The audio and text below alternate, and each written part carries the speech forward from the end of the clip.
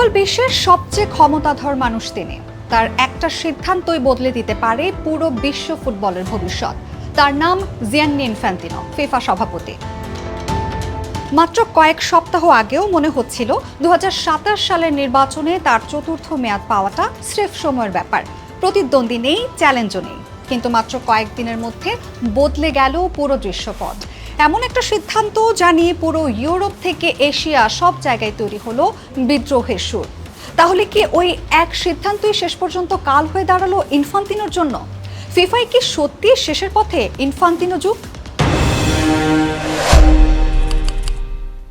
গত জুলাইয়ে সদ্য সমাপ্ত 2026 বিশ্বকাপের রেশ কাটতে না কাটতেই ফিফা ঘোষণা দেয় একটা নতুন বাণিজ্যিক পরিকল্পনার নাম ফিফা ফরওয়ার্ড এন্টারপ্রাইজ, সংক্ষেপে FFE। পরিকল্পনাটা ছিল ঠিক এমন: বিশ্বকাপ সহ ফিফার সব বড় টুর্নামেন্টের সম্প্রচার, স্পন্সরশিপ আর টিকিটিং স্বত্ব নিয়ে একটা আলাদা কোম্পানি তৈরি হবে। এরপর সেই কোম্পানির প্রায় 20% শেয়ার বিক্রি করা হবে বেসরকারি বিনিয়োগকারীদের কাছে। এই প্রতিষ্ঠানের সম্ভাব্য মূল্য ধরা হয়েছিল প্রায় $2000 কোটি, আর শেয়ার বিক্রি করে প্রায় $420 কোটি তোলার পরিকল্পনা ছিল ফিফার। ইনফান্তিনোর যুক্তি ছিল সহজ: এই টাকা যাবে ফিফার 211টি সদস্য দেশের ফুটবল উন্নয়নে। প্রতিটি সংস্থার বার্ষিক বরাদ্দ $80 লাখ থেকে বাড়িয়ে $2 কোটি পর্যন্ত করার প্রতিশ্রুতি দেওয়া হয়েছিল। তার ভাষায় এটা ছিল ফুটবলকে গণতান্ত্রিক করে তোলার একটা প্রচেষ্টা। শুনতে দারুণ লাগলেও এখানেই লুকিয়ে ছিল আসল ঝামেলা। সমস্যাটা শুরু হয় স্বচ্ছতার অভাব নিয়ে। অভিযোগ ছিল এই বিশাল সিদ্ধান্ত নেয়ার আগে সদস্য দেশগুলোকে বিস্তারিত জানানোই হয়নি।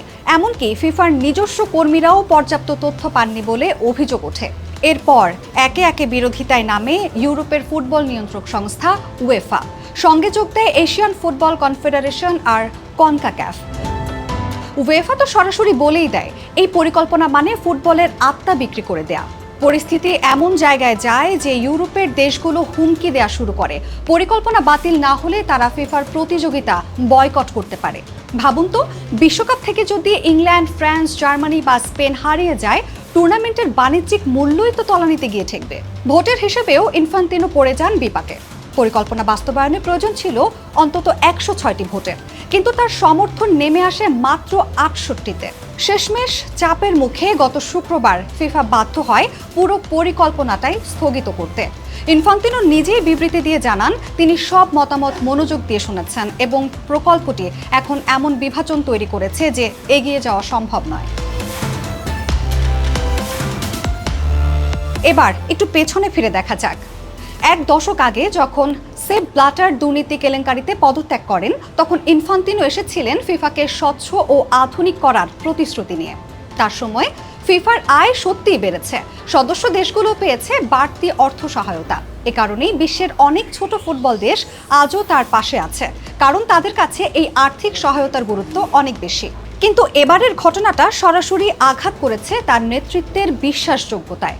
উয়েফা তো স্পষ্ট ভাষায় জানিয়ে দিয়েছে ইনফান্তিনোর ওপর থেকে তাদের আস্থা উঠে গেছে, আর ফিফার ভেতর থেকেও এসেছে ধাক্কা। একজন শীর্ষ উপদেষ্টা প্রতিবাদ জানিয়ে পদত্যাগ করেছেন, আর সংস্থার একজন শীর্ষ কর্মকর্তা প্রকাশ্যেই অভিযোগ তুলেছেন সিদ্ধান্ত নেওয়ার প্রক্রিয়ায় স্বচ্ছতার অভাব ছিল। অর্থাৎ শুধু বাইরের সমালোচনা নয়, ফিফার ভেতরেও তৈরি হয়েছে গভীর অসন্তোষ। এত তাড়াতাড়ি এমন সিদ্ধান্তে আসা কঠিন, কারণ ফিফার সভাপতিকে সরানো মোটেও সহজ কাজ নয়। তার বিরুদ্ধে আনুষ্ঠানিক অনাস্থা প্রস্তাব আনতে প্রয়োজন অন্তত 43টি সদস্য দেশের সমর্থন। তার উপর দরকার একজন শক্তিশালী বিকল্প প্রার্থী, যার নাম এখনো সামনে আসেনি। আর ইনফ্যান্তিনোর হাতে আছে শক্তিশালী আন্তর্জাতিক সংযোগ। যুক্তরাষ্ট্রের প্রেসিডেন্ট ডোনাল্ড ট্রাম্প, কাতারের রাজপরিবার আর সৌদি যুবরাজ মোহাম্মদ বিন সালমানের সঙ্গে তার সম্পর্ক বেশ ঘনিষ্ঠ। এই রাজনৈতিক সমর্থনই এখনো তাকে টিকিয়ে রেখেছে। তবে বিশ্লেষকদের মতে তার আসল সংকট এখন অর্থ নয়, রাজনৈতিক বিশ্বাসযোগ্যতা। ফুটবল প্রশাসনের ইতিহাসে এত অল্প সময়ে কারো জনপ্রিয়তা এভাবে ধাক্কা খাওয়ার নজির খুব একটা নেই।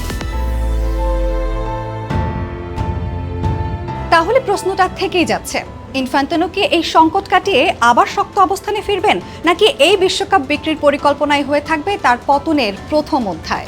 যে নির্বাচনটা কয়েক সপ্তাহ আগেও ছিল একতরফা, সেটাই এখন পরিণত হয়েছে তার ক্যারিয়ারের সবচেয়ে বড় পরীক্ষায়।